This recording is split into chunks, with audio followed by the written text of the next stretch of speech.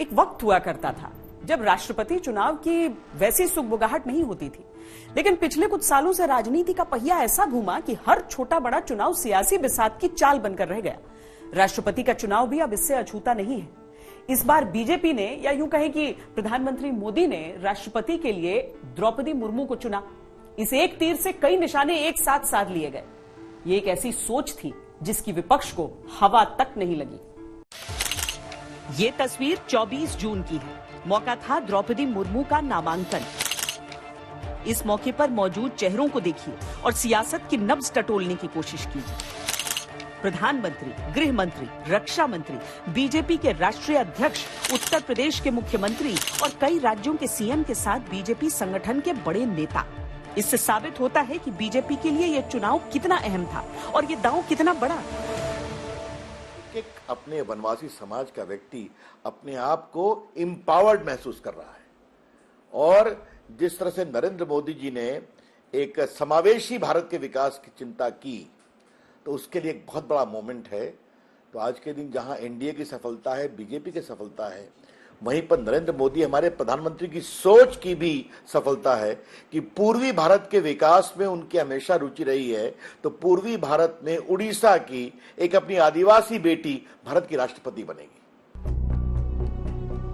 आदिवासी समाज की महिला को राष्ट्रपति बनाकर प्रधानमंत्री मोदी ने ऐसा दांव चला कि विपक्ष चारों खाने चित्त हो गया। पीएम के इस दांव में सबसे पहले विपक्ष की एकता भर आकर ढह गई। जब एनडीए ने द्रौपदी मुर्मू को राष्ट्रपति पद का उम्मीदवार बनाया तो तृणमूल कांग्रेस और समाजवादी पार्टी ने पूर्व केंद्रीय मंत्री यशवंत सिन्हा पर दांव लगाते हुए विपक्ष से एकजुट होने की अपील की। लेकिन एक एक करके कुनबा बिखरता चला गया। झारखंड में कांग्रेस के साथ सरकार चला रही झारखंड मुक्ति मोर्चा ने मुर्मू के समर्थन का ऐलान कर दिया। कभी महाराष्ट्र में महाविकास अघाड़ी में हिस्सेदार रहे उद्धव ठाकरे भी मुर्मू के विरोध की हिम्मत नहीं जुटा पाए। द्रौपदी मुर्मू ओडिशा से आती हैं, लिहाजा एनडीए से बाहर होने के बावजूद बीजू जनता दल का समर्थन लाजमी था।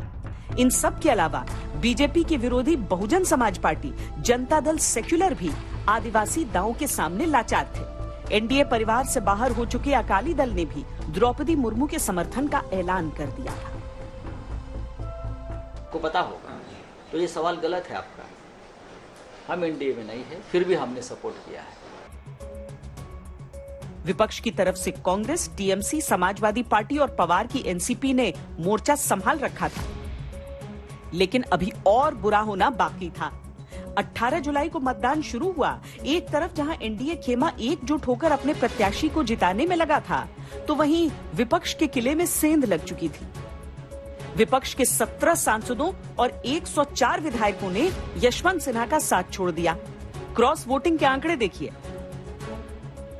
असम में 22 विधायकों ने क्रॉस वोटिंग की, मध्य प्रदेश में 18, महाराष्ट्र में 16, गुजरात में 10, झारखंड में 10, मेघालय के 7, बिहार के 6, छत्तीसगढ़ के 6, गोवा में 4, हिमाचल प्रदेश में 2, हरियाणा और अरुणाचल प्रदेश में एक विधायक ने क्रॉस वोटिंग की।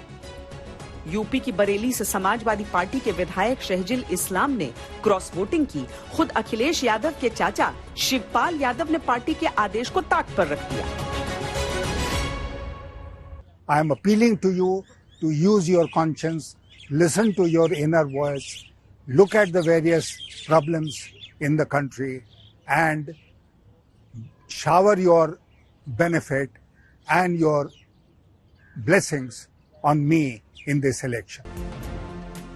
यशवंत सिन्हा की इस अपील का असर पक्ष पर कम, विपक्ष पर ज्यादा हुआ।